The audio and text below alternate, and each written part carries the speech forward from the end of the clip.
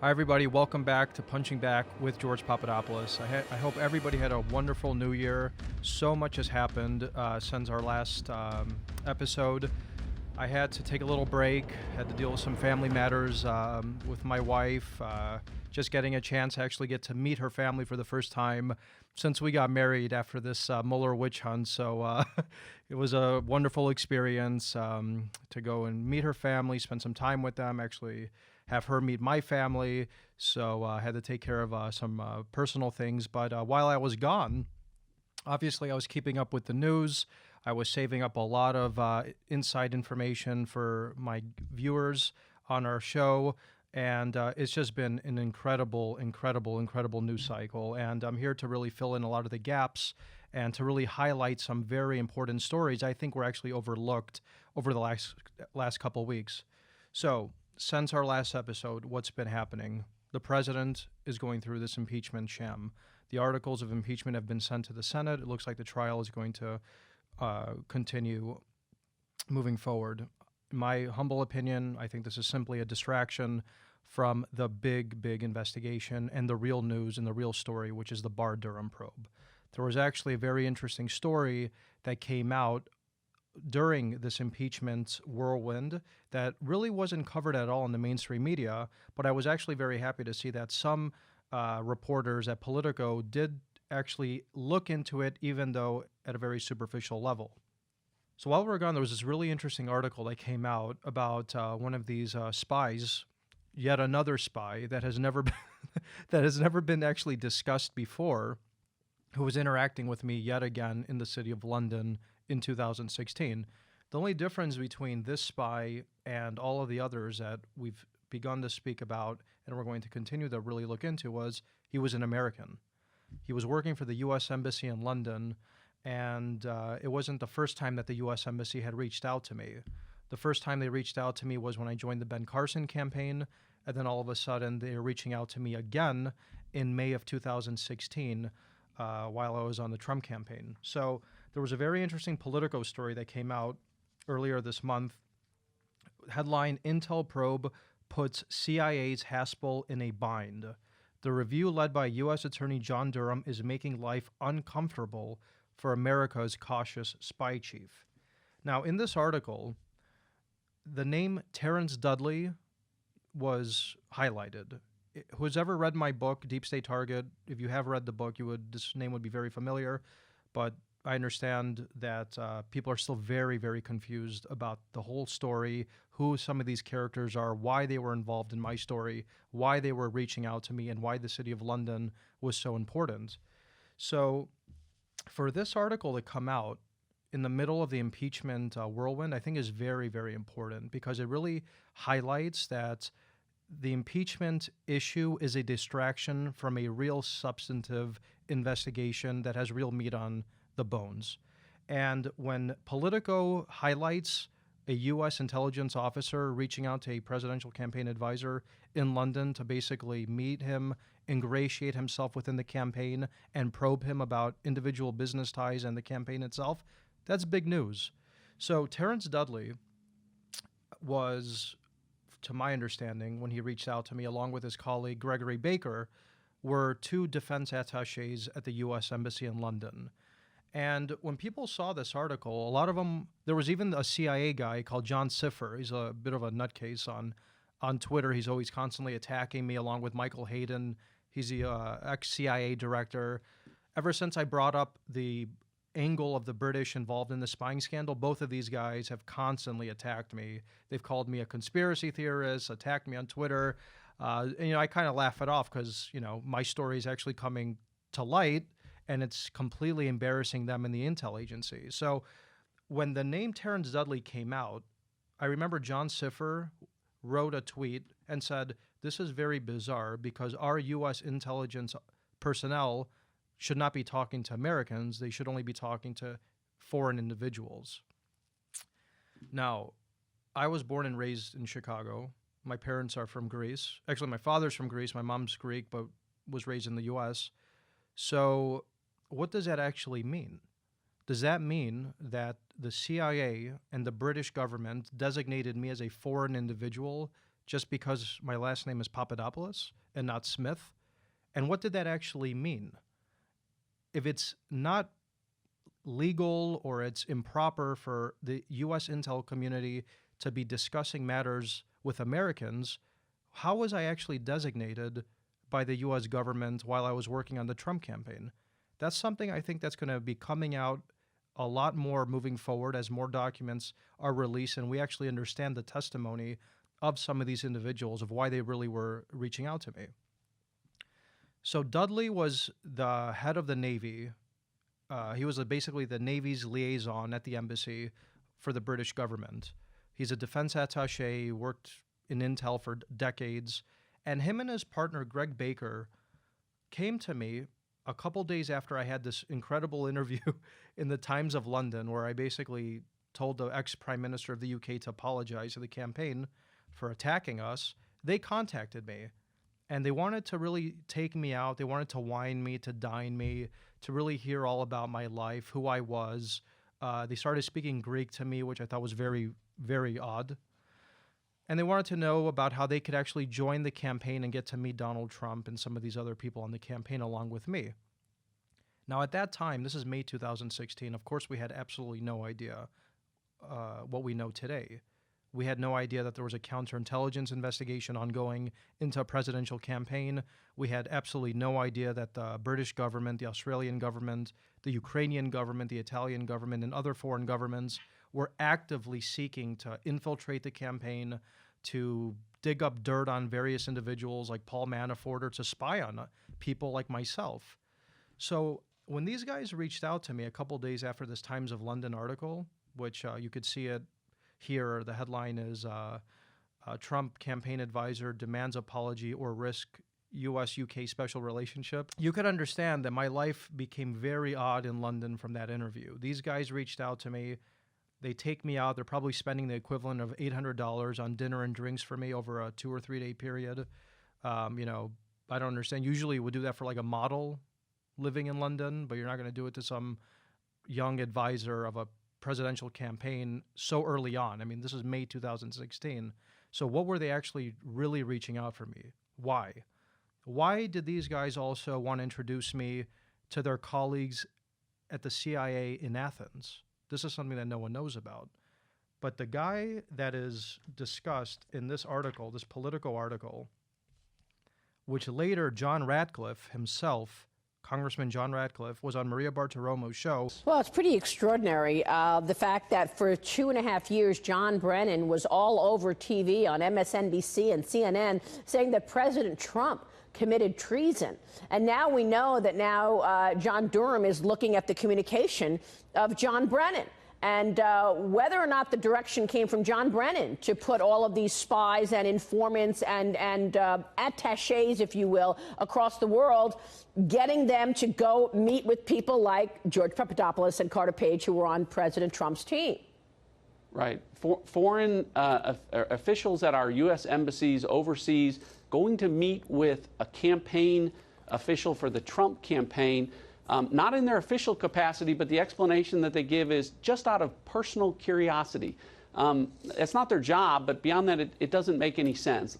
Look, here's what I can tell your viewers is, Trey Gowdy and I were the only Republicans that were allowed to see all of the classified documents back during the FISA abuse investigation. And at that time, we both saw documents that reflected that John Brennan and Jim Comey gave conflicting testimony about the Steele dossier. Brennan says Comey was pushing the Steele dossier to be included in the intelligence community assessment. Comey says that it was Brennan that was pushing it. They both testified under oath before Congress and to investigators to that fact. They both can't be telling the truth.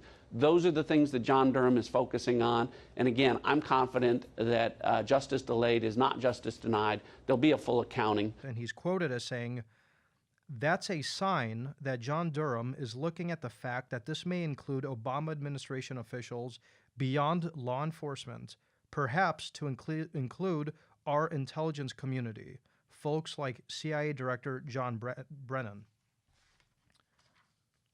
And Radcliffe continues to say, "Officials at our U.S. embassies overseas going to meet with a campaign official for the Trump campaign, not in their official capacity. But the explanation that they give is just out of personal curiosity. It is not their job, but beyond that, it doesn't make any sense. I think it does make sense, ladies and gentlemen. And I know why it makes sense, because now everything is starting to fit together. In the Mueller probe, the Mueller dossier, they explained that I was being targeted with basically search warrants for my ties to the Israelis and to the energy business and just personal business ties I had in the Middle East. In the Horowitz report, there was an informant embedded in the campaign spying on me, asking me questions about that exact stuff. And there's actually the transcript of Source 3 in the Horowitz report that we discussed last episode. Dudley and Greg Baker were asking the same questions. They wanted to know what my contacts in the Middle East were, why I knew so many people over there, what and how I was promoting American interests in the agenda that the U.S. State Department wanted at the time, which of course I was opposed to. And these same individuals, Dudley and Greg Baker, while Congressman Radcliffe says it doesn't make any sense, it does make sense, because they were actively spying on me on behalf of U.S. intelligence. These same two guys, after I met them in London, you know what they told me? We have other guys we need you to meet in Athens. So when I flew to Athens, you know who they introduced me to? The U.S. Defense Attaché, Robert Palm, in Athens. And the U.S. Army Attaché in Athens. I forget that guy's name, but he invited me to dinner at his house. Now think about what's going on here. We have guys who hate me from the intel community, John Siffer and Michael Hayden, basically stating, after reading this report in Politico, that's very bizarre, that U.S. intel personnel are not supposed to actually be meeting with Americans abroad. Then you also have Radcliffe saying it doesn't make sense, and Dudley, in his quote, saying, we only reached out to Papadopoulos out of personal curiosity. That's obviously a lie. The key question is this: why were they introducing me to U.S. intel guys in Athens as well? Was this all a complete monitoring situation of myself during the campaign between London and Athens and other foreign cities I was involved in? I mean, really, what was going on here?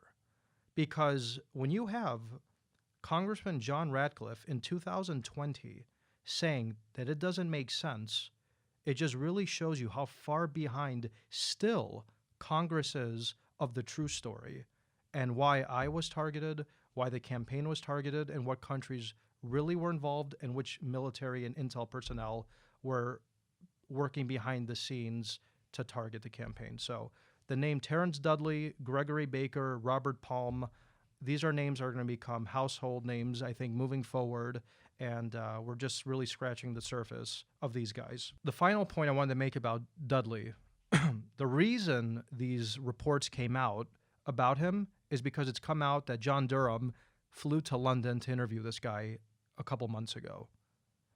So John Durham and Attorney General William Barr, they're not going around the world following conspiracy theories of George Papadopoulos and, denigrating their reputation and the reputation of the Department of Justice to follow, weird theories of George Papadopoulos. These two men are privy to classified information.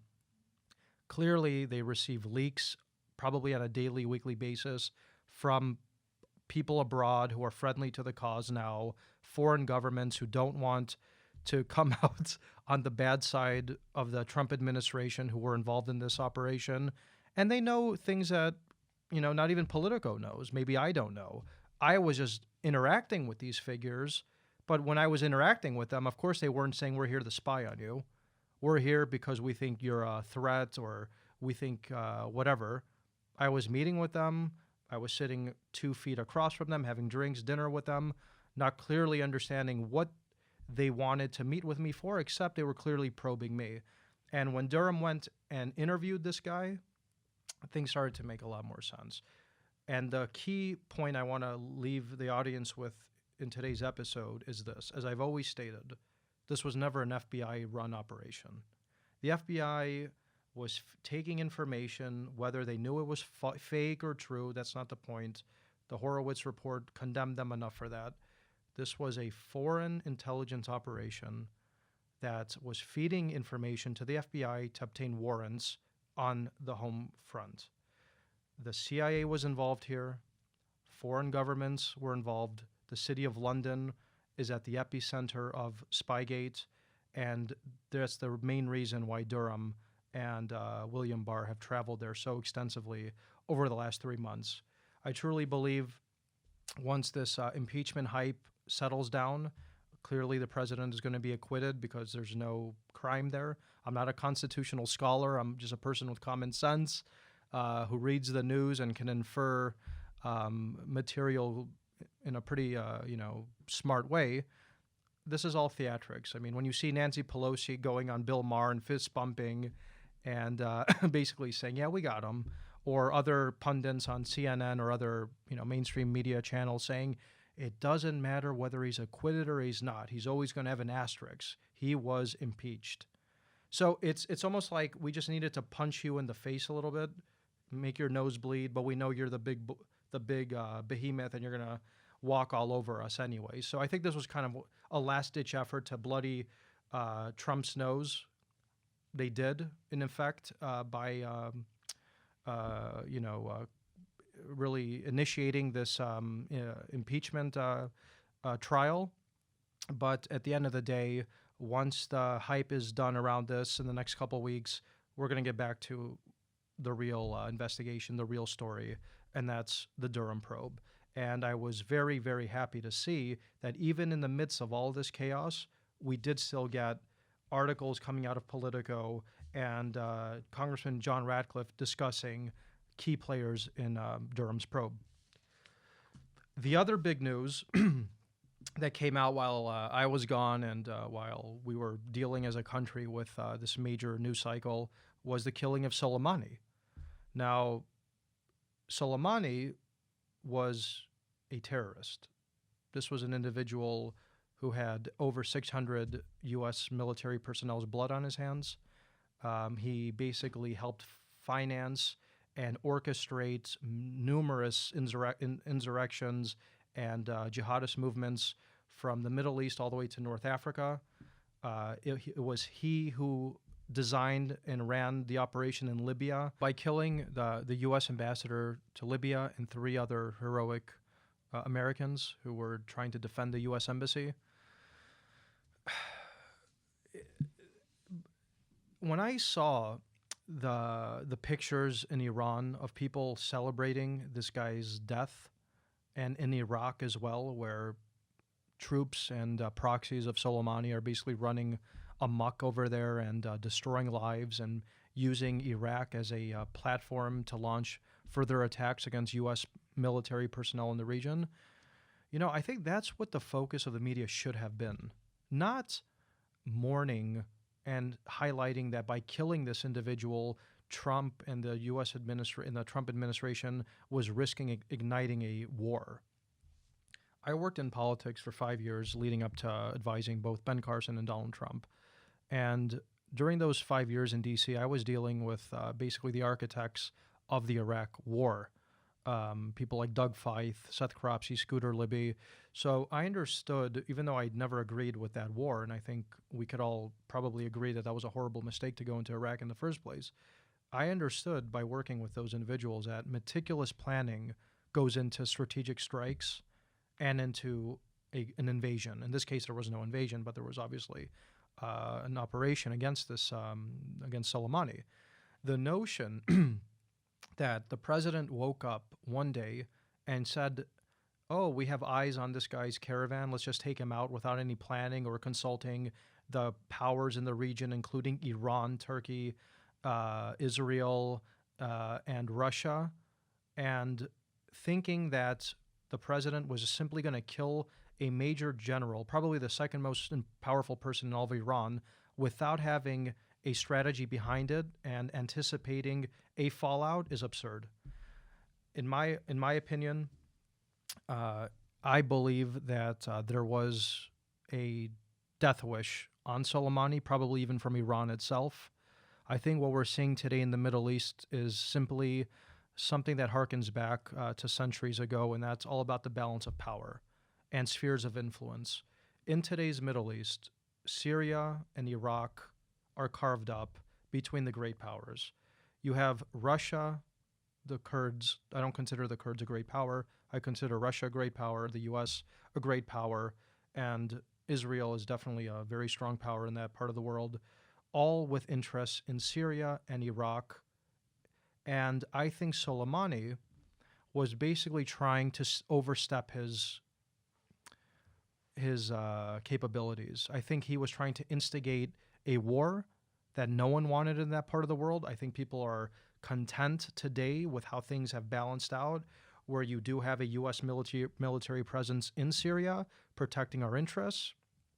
Turkey clearly has its own troops in Syria and in Iraq. The Russians have preserved their naval installation in Syria, and Iran continues to finance and fund their own Shiite terror groups in both Iraq, Syria, and Lebanon.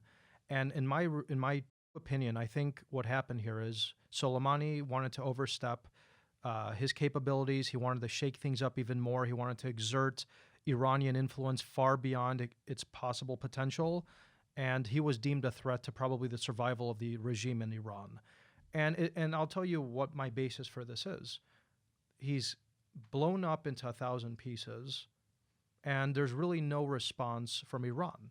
What does Iran do? They fire some missiles at an empty U.S. military base in Iraq that has no troops, there are no casualties, and then all of a sudden they want to start negotiating. It's just clear as day that this was a pre-planned operation. This was not an impulsive decision by the administration. And I understand that the media is not privy to the classified information that the president and his administration has when they're dealing with a very sensitive matter like this. But I just want to rest and calm people out there that think that this was just an impulsive decision to strike this individual without looking into any potential consequences for U.S. interests and U.S. lives in that part of the world. And finally, the other big news that has just come out recently, just a couple days ago, were the 302s. My FBI 302s and also Carter Page's 302s, which I think BuzzFeed highlighted as the most interesting 302s that they've read so far.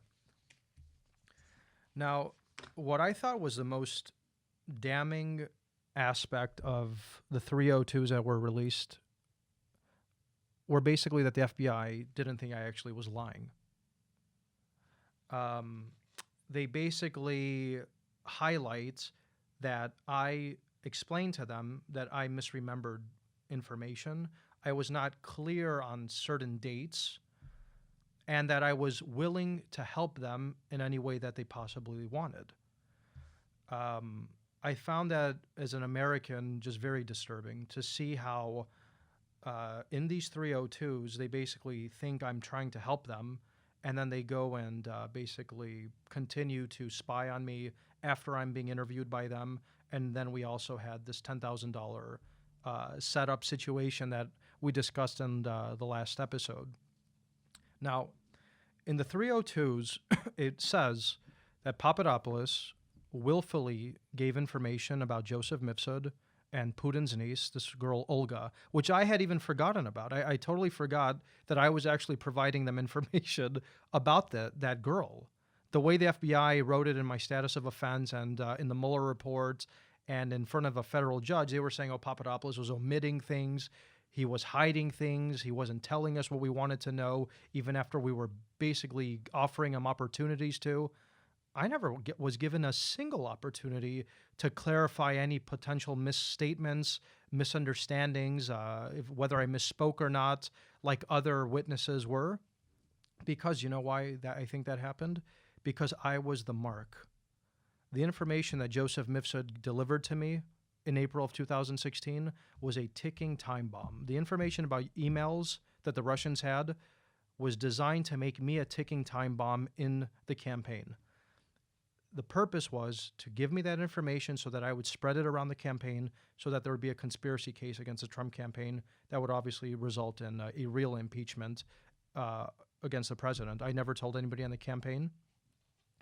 And what I see here in the 302s as well is that they were basically just asking me constantly, who did you tell on the campaign what Joseph Mifsud told you? Now, if there was a real investigation into collusion and conspiracy from 2017, why would they only be interested in that question? Wouldn't they be interested in me telling them, oh, I met him here. I was introduced to him by this person or that organization. Here is his phone number. Here's his email. Why were they not interested in that?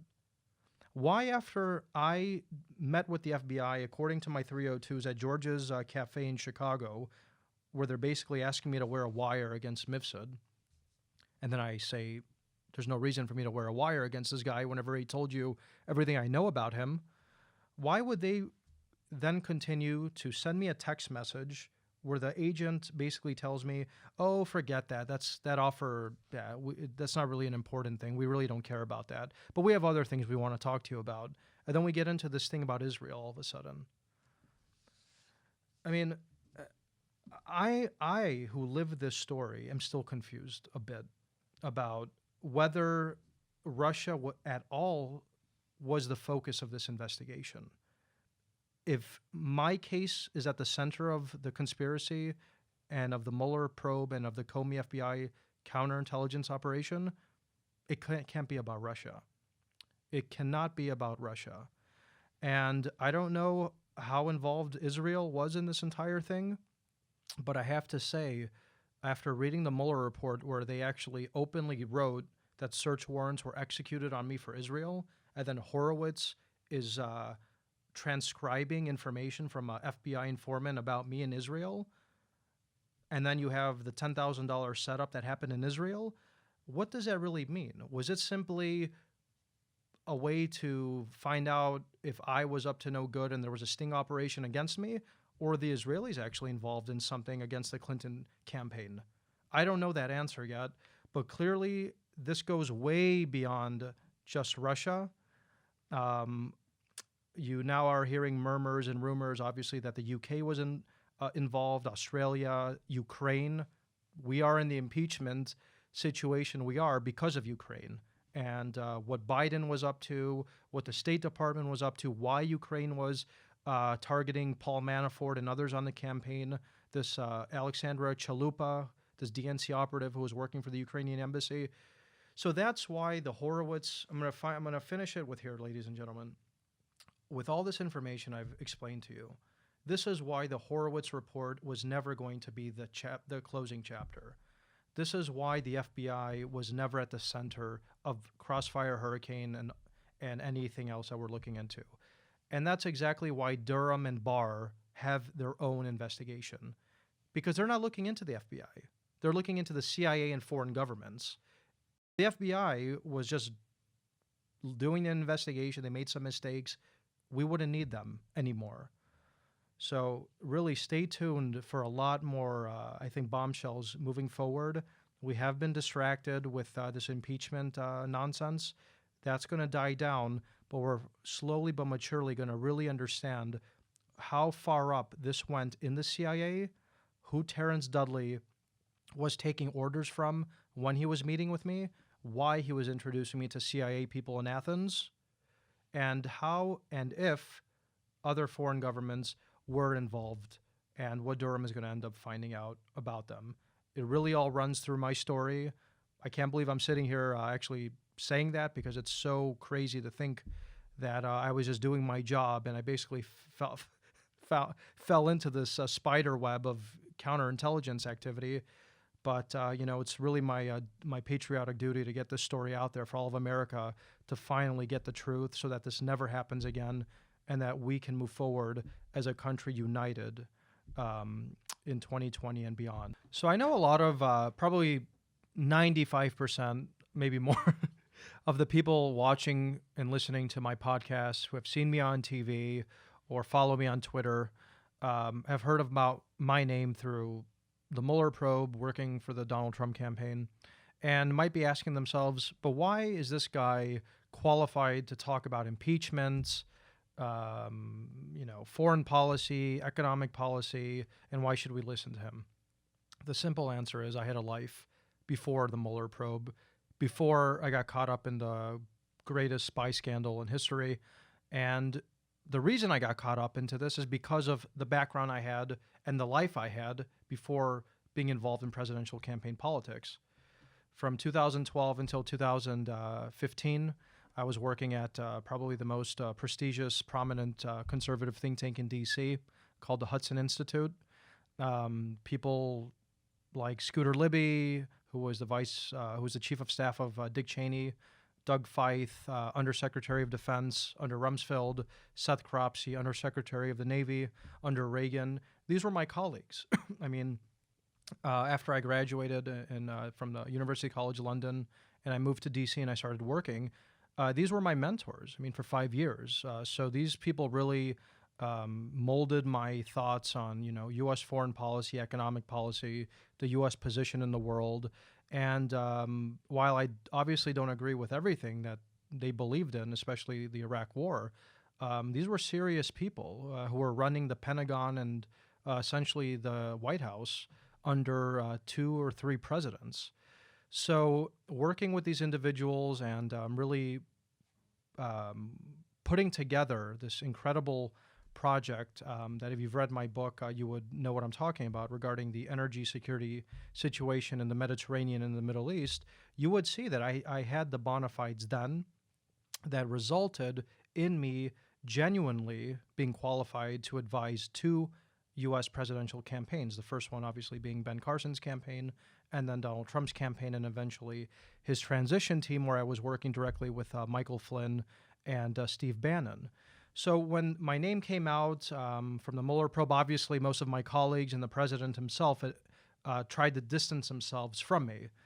It makes sense. I mean, you have a guy that you didn't understand how he fit into potentially a massive conspiracy coming out that you haven't spoken to in about a year. So you're going to distance yourself from him. You had other people like Michael Caputo, who, of course, I've never even met him. I think, he's a nice guy. But, he was fired by the time I even joined the Trump campaign, calling me, a coffee boy or whatever he did. So there was this really big misunderstanding of my role on the campaign, why I was involved in these campaigns, my prerequisites resulting in my work on these campaigns, and actually what I did on these campaigns. Part of the 302s, something that I also thought was very interesting that came out, besides basically the FBI saying I didn't lie, was highlighting that I was meeting with people like Anthony Scaramucci during the inauguration. I was working with Steve Bannon directly to put together the meeting that Donald Trump had with Egypt's president, El-Sisi. So this was all in the 302s. And then you had these same colleagues of mine trying to distance themselves from me. The media took it the way they did for 2 years, put my name through the mud. But, once the president endorsed my book last July, I think, and obviously I've been very vocal and going to all these conferences around the country and packing stadiums from anywhere from 400 people to 2,500 people who are listening to, my thoughts on the country and the story that we're discussing in today's podcast. It's finally great to really have people get to know the real George Papadopoulos, something that no one had any idea about because the media just wanted to distort things so badly. So this platform and this podcast really is giving me that opportunity to really speak directly to you, my supporters in America and around the world, and I'm very grateful to have your support for that. So thanks so much, everybody, for tuning in to episode 4. Very excited to also announce that moving forward, we're going to be hosting 2 podcast episodes per week. The second episode during the latter part of the week is going to be primarily Q&A, and for premium subscribers, you can ask me anything you want. Doesn't necessarily have to be related to Spygate, Russiagate, Ukraine hoax, impeachment. You can ask me anything you want. There's a lot more to George Papadopoulos than just this story, and I know a lot of people probably want to hear about that side as well. So I'm very happy to answer any questions. This is really all about you. It's really all about getting to know you, my followers, my subscribers, my supporters, and really giving back as much as I can. And that's really what the premium content is all about. So thanks so much. Make sure you do subscribe on the Himalaya app or wherever you listen or watch your podcasts. Let your friends and family know all about it. And let's really make this the go-to podcast as we march towards the 2020 election. We hit number 12 in news on all podcasts a couple weeks ago, but I really need your support to keep growing this baby, to make it the number one podcast, and I'm sure you're not going to be let down with what I have moving forward. Thanks so much.